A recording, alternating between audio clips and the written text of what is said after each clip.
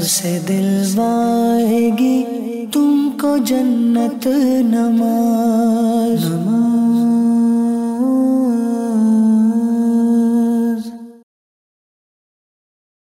अल्हम्दुलिल्लाहि रब्बिल आलमीन वस्सलातु वस्सलामु अला सय्यिदिल अंबियाइ वल मुरसलीन अम्मा बाद फ़अऊज़ु बिल्लाहि मिनश शैतानिर रजीम बिस्मिल्लाहिर रहमानिर रहीम अस्सलातु वस्सलामु अलैका या रसूलल्लाह व अला आलिका व अस्हाबिका या हबीबल्लाह अस्सलातु वस्सलामु अलैका या नबीयल्लाह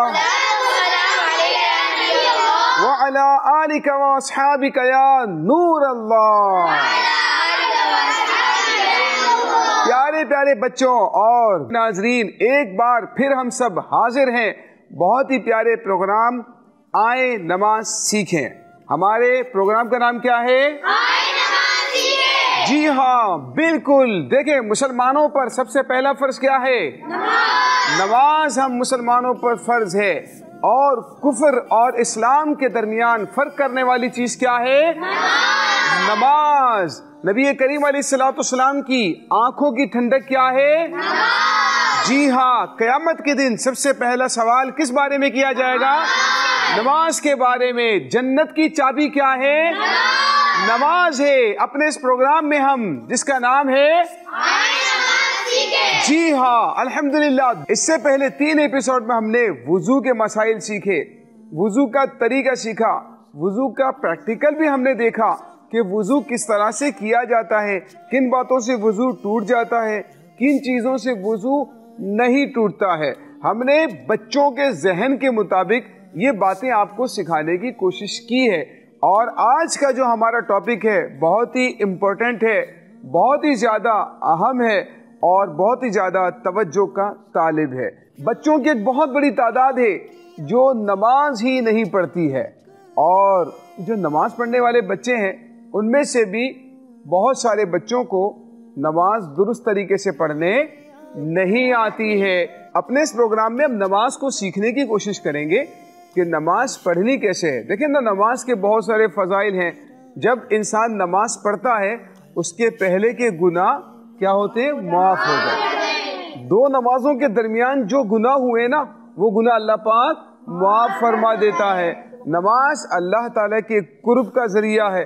नमाज हमारे प्यारे आका सल्लल्लाहु ताला अलैहि वसल्लम की आंखों की ठंडक है। अब देखिए, नमाज तो उसी वक्त फायदा देगी ना जब हम दुरुस्त तरीके से नमाज पढ़ेंगे। अगर हमने सही तरीके से नमाज ही नहीं पढ़ी, अगर हमने तकबीर दुरुस्त तरीके से नहीं कही, अगर हमने जो तिलावत उसमें करनी है, किरात करनी है, वो सही नहीं की, तो फिर हमारी नमाज भी दुरुस्त नहीं है। सजदा दुरुस्त नहीं किया, रुकू सही नहीं किया, तो नमाज ही नहीं होगी। जब नमाज नहीं होगी तो वो हमें वो बेनिफिट्स नहीं मिल सकते नमाज के जो हदीसों के अंदर बयान किए गए हैं। तो अगर नमाज के बेनिफिट्स, उसके फ़ायदे हासिल करने हैं, उसकी बरकतें और उसके फ़ज़ाइल पाने हैं, तो हमें नमाज का तरीका सीखना होगा। जिनकी नमाज दुरुस्त होगी वही अल्लाह ताला की बारगाह में कबूल होगी और वही हमें बरकतें और फ़ज़ाइल दिलवा सकती है। ठीक है भाई, तो ये नमाज के मुतालिक हमने कुछ गुफ्तगू सुनी है। अब हमने नमाज का कुछ तरीका सीखना है कि नमाज पढ़ते किस तरह से हैं, नमाज में किन चीज़ों की एहतियात करनी है, किन चीज़ों का ख्याल करना है, तकबीर कैसे कहनी है, रुकू कैसे करना है, सजदा कैसे करना है। देखें, जब भी कोई काम करना होता है तो उससे पहले सीखना पड़ता है, टाइम थोड़ा सा निकालना पड़ता है और उसे गौर से देखकर, थोड़ा टाइम देकर उसको सीखना पड़ता है। जब आप उसको सीख लेंगे ना तो फिर इंशाल्लाह आपके लिए करना इतना मुश्किल नहीं रहे। आज हम नमाज का तरीका सीखने के लिए जा रहे हैं। ठीक है, तो सबसे पहले आपने अपना मुंह किस तरफ करना है? हाँ, काबे की तरफ अपना मुंह करना है। राइट, काबे की तरफ मुंह करके आपने अपनी कंडीशन, अपनी हालत को देखना है कि आया कि आपका लिबास, आपका जिस्म, आप जिस जगह पर नमाज पढ़ रहे हैं वो जगह भी पाक होनी चाहिए और आपका वुजू भी होना चाहिए। ठीक है, बगैर वुजू के नमाज नहीं होगी।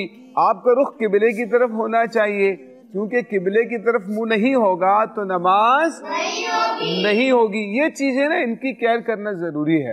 नमाज स्टार्ट करने से पहले कुछ चीजें ऐसी हैं कि नमाज शुरू करने से पहले ही उनका ध्यान रखना बहुत ज्यादा जरूरी है।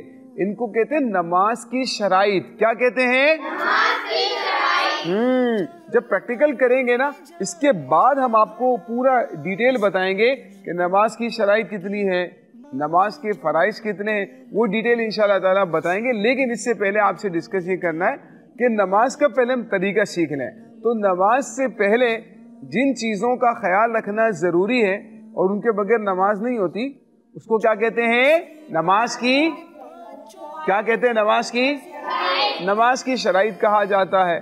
और नमाज के अंदर जिन चीज़ों का ख्याल रखना ज़रूरी है उनके बगैर नमाज नहीं होती, उसे क्या कहते हैं? नमाज के फराइज। बिल्कुल ठीक है। तो देखें, जब आप नमाज स्टार्ट करने के लिए जाएंगे ना, तो आपके दोनों पाँव के दरमियान कम से कम जो फासला है वो 4 उंगलियों का होना चाहिए। कितनी उंगलियों का? 4 उंगलियों का। कम से कम 4 उंगलियों का फासला होना चाहिए दोनों आपके पाँव के दरमियान। ठीक है?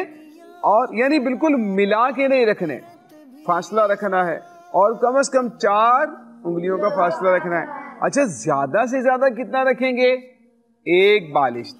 कितना होना चाहिए? 1 बालिश। ज्यादा से ज्यादा कितना होना चाहिए भाई? 1 बालिश। यूसुफ भाई, ये बालिश क्या होता है? बालिश तो आपके पास भी है, सबके पास। आपके पास है बालिश?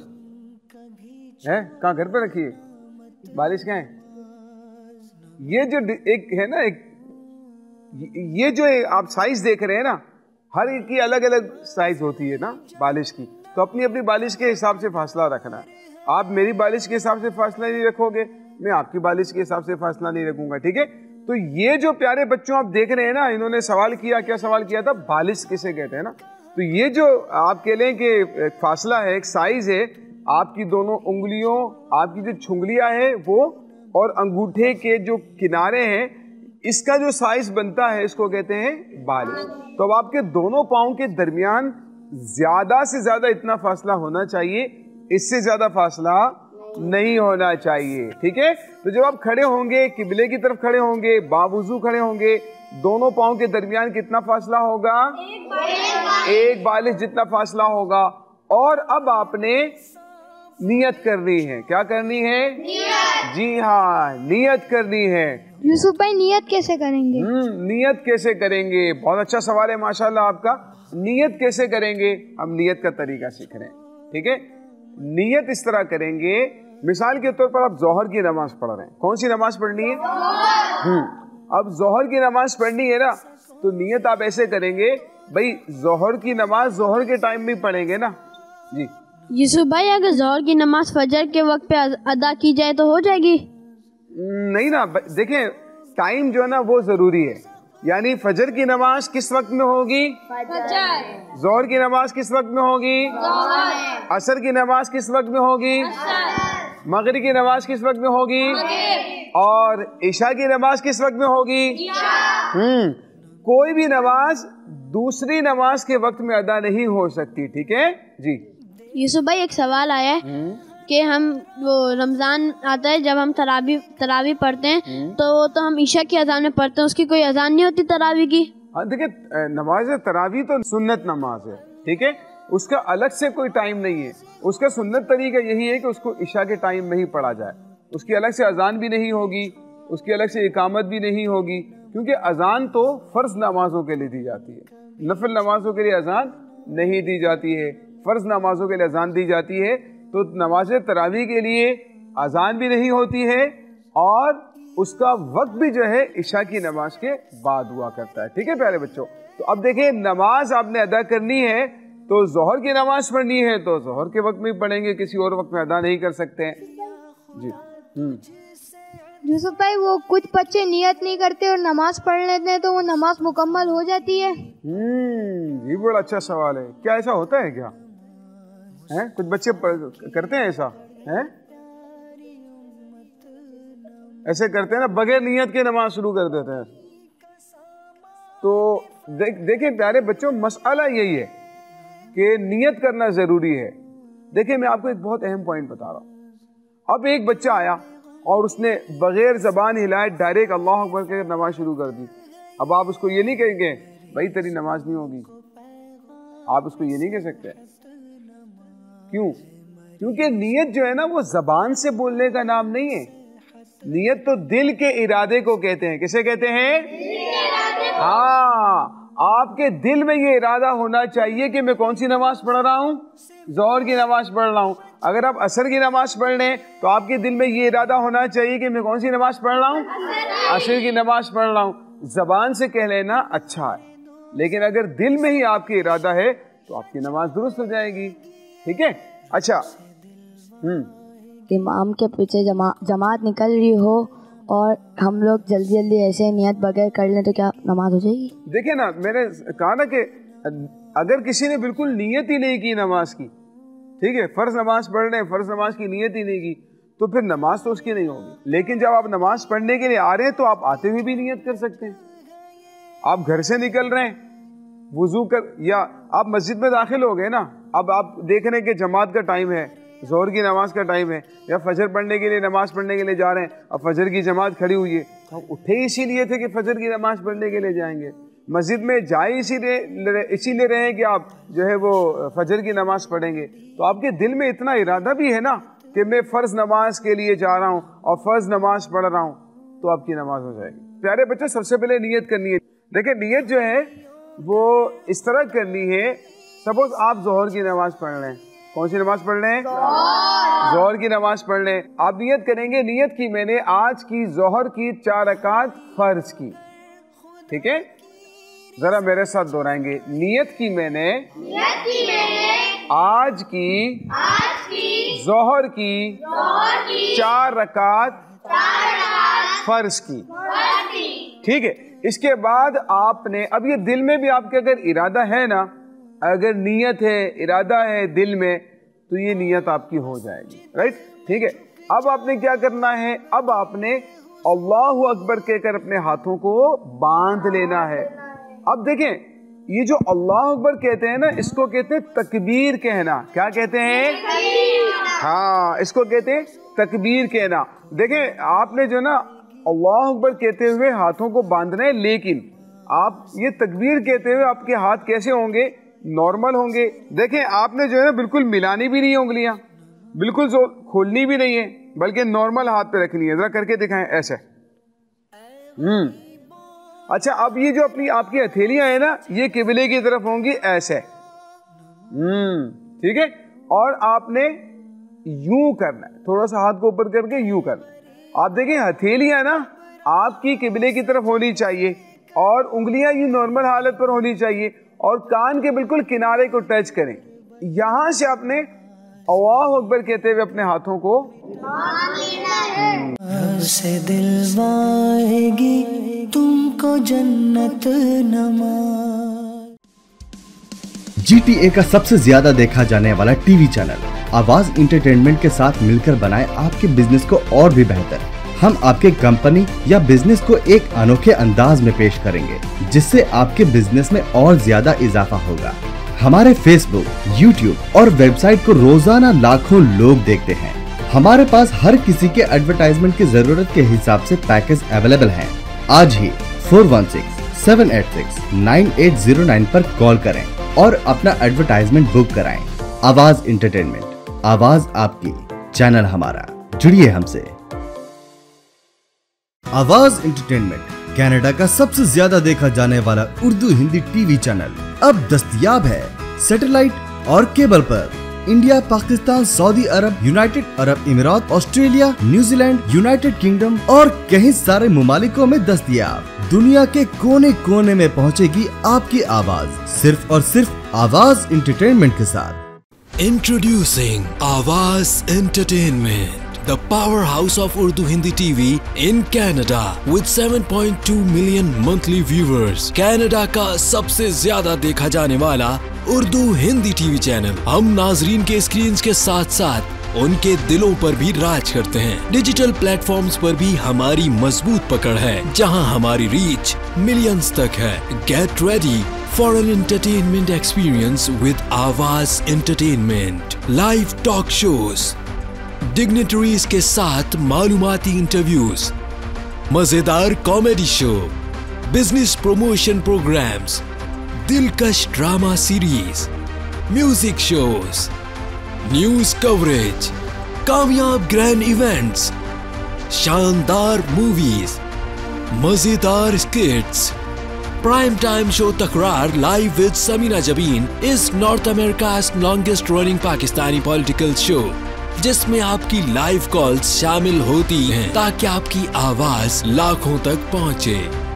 आवाज एंटरटेनमेंट, आवाज आपकी, चैनल हमारा, जुड़िए हमसे।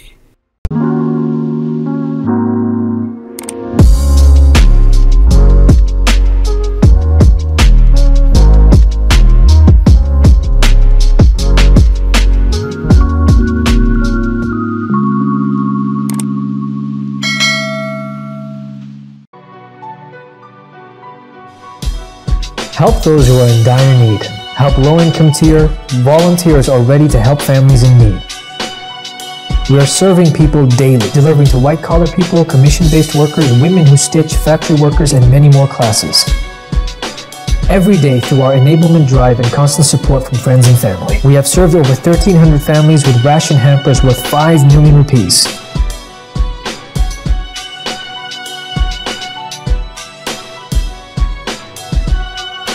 Your donation can save lives. The best charity is given in Ramadan. Awaz Entertainment Foundation. Donate now. से दिलवाएगी तुमको जन्नत नमाज। यूसुफ भाई, हाथ कहाँ पर बांधने, सीने पे या पेट पे? देखिए, हाथ जो है बांधने हैं, रस्सी से नहीं बांधने। पता चला अब रस्सी से बांधना शुरू कर दे। यूसुफ भाई ने कहा था कि हाथ बांध लें, ठीक है। हाथ बांधने से मतलब ये है कि हाथों को रखना है, ठीक है, एक दूसरे के ऊपर। अब कैसे बांधने हैं? बांधने का तरीका ये है कि हाथों को नाफ के नीचे रखना है। कहाँ रखना है? नाफ समझते हैं ना? नाफ के नीचे हाथों को बांधना है, पेट पर भी नहीं, उससे ऊपर भी नहीं, बल्कि नाफ के नीचे अपने हाथों को बांधना है, ठीक है। और बांधने का तरीका ये है कि देखिए, बहुत सिंपल सा है, थोड़ा सा समझने की जरूरत है। आपकी तवज्जो मुझे चाहिए। आप लोग मेरे साथ हैं? आपकी तवज्जो है मेरी तरफ, ठीक है। हाथों को बांधना कैसे? बगैर रस्सी के, रस्सी वस्सी नहीं चाहिए, ठीक है। इस तरह से आपने अपनी हथेली को यहां पर रखना है। रखें जरा, वेरी गुड। अब 3 उंगलियां जो है इस तरह से आपने पुष्ट पर रखनी है। रखें जरा, ये थोड़ी प्रैक्टिस करेंगे तो आ जाएगा। अब ये जो है ना, छुंगलियां और अंगूठा, इसको अगल बगल कर लें। अगल बगल समझते हैं? साइडों पे कर लें। ये देखें, यूं। अब हो गया सही। यूसुफ भाई, एक सवाल आया है जी। जो आपने अभी बताया था, 3 उंगलियां जो यहाँ पे रखनी है, आपने इसका जो नाम लिया था ना, पुष्ट, इसका मतलब क्या होता है पुष्ट का? ये आपके पास सवाल आता कहाँ से है? आपके पास सवाल आया है, सवाल आता कहाँ से? शेयर हो रहा है क्या? अच्छा, इसको पुष्ट कहते हैं बैक साइड को। किसे कहते हैं? Back side. हाँ, पुष्ट कहते हैं बैक साइड। तो ये जो बैक साइड है ना, इसको पुष्ट कहते हैं। तो आपने सीधे हाथ की हथेली को उल्टे हाथ की पुष्ट पर यानी बैक साइड पे रखना है, जोड़ के ऊपर रखना है, और इस तरह से आपने अगल बगल करना है। जरा करके हमारे बच्चों को दिखाएं, हमारे व्यूवर जो बच्चे हैं उनको दिखाएं, ताकि उनको भी पता चल जाए कि किस तरह से अपने हाथ को बांधना है। वेरी गुड, जबरदस्त। अब इसको कहां पर बांधना है? हाँ, पेट पर बांधना है या कहाँ बांधना है? Very good. यूसुफ भाई, आपने वजू के तरीके में बताया था पौंचों तक हाथ धोना, तो ये तो हिस्सा तो पहुंचो वाना, तो इसका पुष्ट क्यों बोला गया? देखिए, पहुंचे, शाबाश। देखिए, पहुंचे तो ये है ना, पहुंचा तो ये, यानी कि ये जो हिस्सा है ना, जो जोड़ है जी, ये देख रहे हैं आप, ये हिस्सा जो ना जोड़ है, इसको कहते हैं पहुंचा। क्या कहते हैं? पहुंचा। ये पूरा पहुंचा है, ठीक है। और ये जो पूरी साइड है ना, ये पुष्ट है, ये भी पुष्ट है, ये भी पुष्ट है, ये बैक साइड है। तो मतलब ये है कि पहुंचा तो जरूर है, लेकिन इसकी बैक साइड पर आपने हाथ रखना, राइट। आप क्या कहते हुए अपने हाथों को बांधेंगे? शाबाश। क्या कहते हुए बांधेंगे? क्या कहते हुए बांधेंगे? ये बोलने का तरीका भी हम आपको सिखाएंगे। कुछ बच्चे इसमें भी मिस्टेक कर रहे होते हैं, इसमें भी गलतियां कर रहे होते हैं। तो अब इसका तरीका पूरा प्रॉपर जो है वो हम आपको सिखाएंगे इंशाअल्लाह, ठीक है। तो आप अल्लाह अकबर कहकर अपने हाथों को नाक के नीचे बांध लेंगे। अब आपने क्या पढ़ना है? सना पढ़नी है, ठीक है, सना। अच्छा, इसमें जो जो चीजें पढ़ने की है ना, वो जब हम प्रैक्टिकल कर रहे होंगे ना, तो हम आपको पढ़कर भी सुना रहे होंगे कि उसमें आपने क्या क्या पढ़ना है, ताकि वहां अगर कोई हमारी मिस्टेक है तो वो भी हमारी मिस्टेक दूर हो सके। अच्छा, अब आपने सना पढ़नी है। क्या पढ़नी है? सना पढ़नी है। सना पढ़ने के बाद क्या पढ़ना है? तावुज़। क्या पढ़ना है? यूसुफ भाई जी, ये तावुज़ क्या होता है? भाई तावुज़ का माना है आऊज़ु बिल्लाहि मिनश शैतानिर रजीम। क्या पढ़ना है? आऊज़ु बिल्लाहि मिनश शैतानिर रजीम। एक बार मिलकर एक साथ पढ़ेंगे। तावुज़ क्या होता है? माशाअल्लाह। जब शैतान आ जाए ना, या कोई बुराई का काम सूझ रहा हो, कोई गुनाह करने का काम सूझ रहा है, कोई शरारत सूझ रही है, तो क्या पढ़ेंगे? ये पढ़ने से शैतान भाग जाता है। अपनी आदत बना ले। गुस्सा आ जाए, गुस्सा भी आता है ना, तो गुस्सा अगर आ जाए तो गुस्से के दौरान भी ये पढ़ लेना है, आऊज़ु बिल्लाहि मिनश शैतानिर रजीम पढ़ लेंगे गुस्से के दौरान, तो गुस्सा भाग जाएगा। कभी आपकी पसंद का खाना नहीं बना, पसंद का ड्रेस नहीं मिल रहा, पसंद की चीज़ नहीं मिल रही है, तो फिर गुस्सा आ जाता है बच्चों को। तो गुस्से को तो भगाना है, तो जब गुस्सा आ जाए ऐसी चीज़ों पर तो क्या पढ़ेंगे? ठीक है। अब तावुज़ के बाद पढ़ेंगे तस्मिया। क्या पढ़ेंगे? यूसुफ भाई ये तस्मिया क्या होता है? क्या आपने पहली बार सारे सुने कि तावुज़ तस्मिया? हो सकता है पहली बार सुनाओ। तस्मिया के माना होते हैं जब भी कोई जायज काम शुरू करें तो क्या पढ़ना चाहिए? हाँ, मेरे साथ मिलकर एक साथ पढ़ेंगे, बिस्मिल्लाहिर्रहमानिर्रहीम। जो भी जायज काम करें, पानी पिएंगे तो पानी पीने से पहले क्या पढ़ेंगे? ड्रेस पहनेंगे तो ड्रेस पहनने से पहले क्या करेंगे? खाना खाना है तो खाना खाने से पहले क्या पढ़ेंगे? Very good. तो अब आपने तावुज़ के बाद बिस्मिल्लाह पढ़नी है। बिस्मिल्लाह के बाद आपने क्या पढ़ना है? भाई कुछ बच्चे नमाज में अल्लाहू अकबर कहने के बाद डायरेक्ट सूरह फातिहा पढ़ लेते हैं, तो उनकी नमाज कबूल होगी?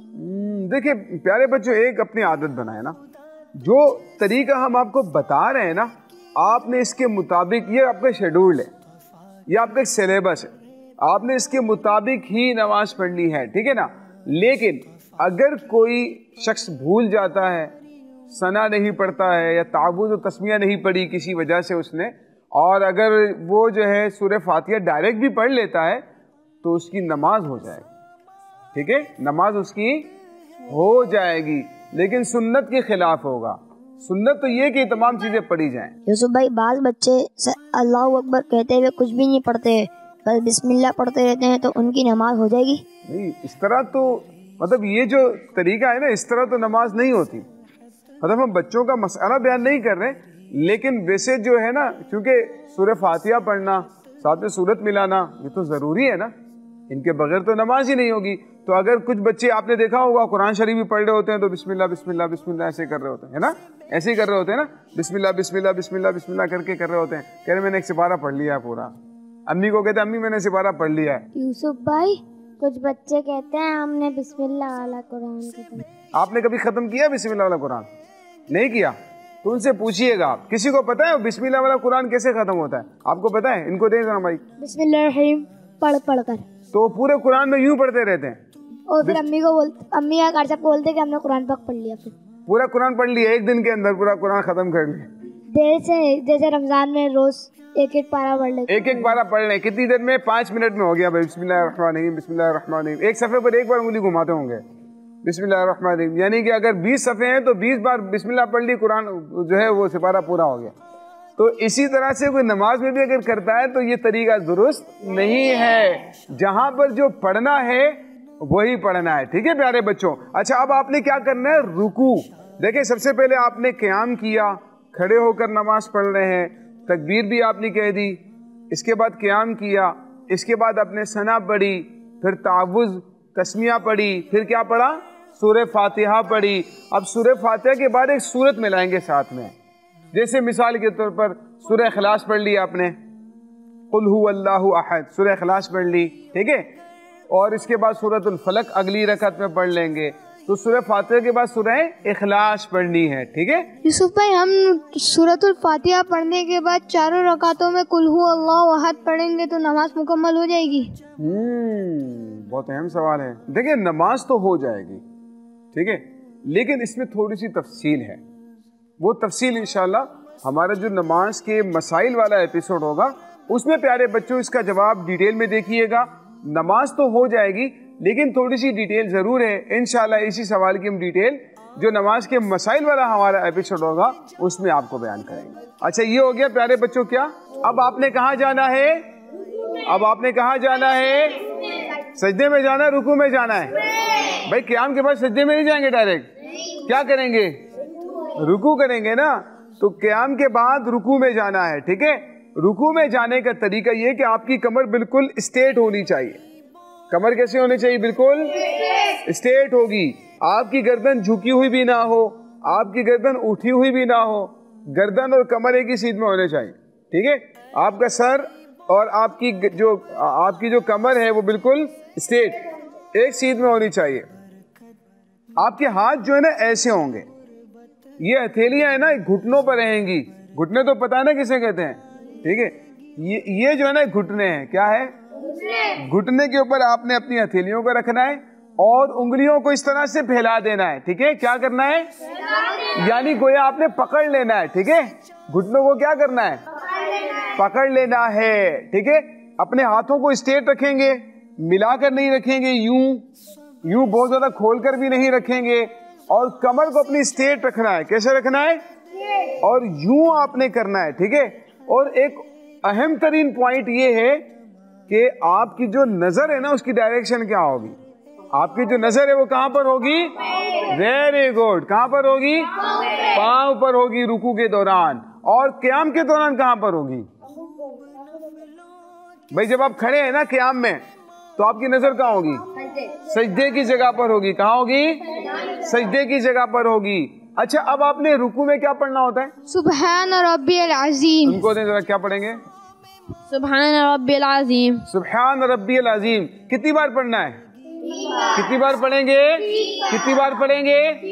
रुकू में पढ़ेंगे। कितनी बार पढ़ेंगे? यूसुफ भाई, अगर रुकू में 3 से ज्यादा बार तस्बीह पढ़ ली जाए तो सही है? हाँ, इससे आपकी नमाज हो जाएगी। अगर कम बार भी पढ़ा है तो आपकी नमाज हो जाएगी, ठीक है ना। यानी एक बार भी पढ़ लिया, हम ज्यादा से ज्यादा ये कहेंगे कि उसकी सुन्नत अदा नहीं होगी, ठीक है। लेकिन अगर ज्यादा पढ़ना है ना तो आप 3 बार पढ़ लें, यानी 5 बार पढ़ लें, 7 बार पढ़ें, 9 बार पढ़ें, इस तरह से आप पढ़ें, ठीक है। ये बेहतर है। यूसुफ भाई, मैंने रुकू की तस्बीह सजदे में पढ़ ली और सजदे की तस्बीह रुकू में पढ़ ली, तो क्या नमाज हो जाएगी? ये भी जो है मुनासिब नहीं है, बेहतर नहीं है, लेकिन नमाज इसकी बहरहाल हो जाएगी, ठीक है। लेकिन ऐसे करना नहीं चाहिए, ऐसे करना नहीं चाहिए कि आगे पीछे कर दी, बल्कि याद रखनी चाहिए कि रुकू में क्या तस्बीह पढ़नी है, सजदे में क्या पढ़ना है। बस रुकू में कौन सी तस्बीह पढ़नी है और सजदे में कौन सी पढ़नी है? वेरी गुड, ठीक है। अब आपने देखे रुकू में 3 बार सुब्हान रब्बियल अज़ीम पढ़ लिया। अब आप खड़े हो जाएंगे, इसको कहते हैं कौमा। क्या कहते हैं? कौमा। क्या कहते हुए खड़े होंगे? समी अल्लाहु लिमन हमीदा। जी हाँ, समी अल्लाहु लिमन हमीदा। और इसके बाद क्या कहेंगे? रब्बना वलकल हम्द। क्या कहेंगे? रब्बना वलकल हम्द। यूसुफ भाई, ये कौमे का क्या मतलब है? कौमे का मतलब ये होता है खड़ा होना। क्या होता है? खड़ा होना, ठीक है। जब हम किरात के लिए खड़े होते हैं उसको कहते हैं क़याम, और रुकू से खड़े होते हैं उसको कहते हैं कौमा। दोनों को मतलब है खड़ा होना। क्या है? खड़ा होना। और समी अल्लाहु लिमन हमीदा कहते हुए खड़े होते हैं, और फिर क्या पढ़ते हैं? रब्बना वलकल हम्द कह लें, अल्लाहुम्मा रब्बना वलकल हम्द भी कह सकते हैं। क्या कहेंगे? प्यारे बच्चों, आज का प्रोग्राम हमने देखा है, इसको यहीं पर स्टॉप करते हैं और इसका बकिया हिस्सा इंशाल्लाह अगले एपिसोड में हम देख सकेंगे। सल्लु अलल हबीब सल्लल्लाहु तआला अला मुहम्मद सल्लल्लाहु अलैहि वसल्लम। से दिलवाएगी तुमको जन्नत नमा।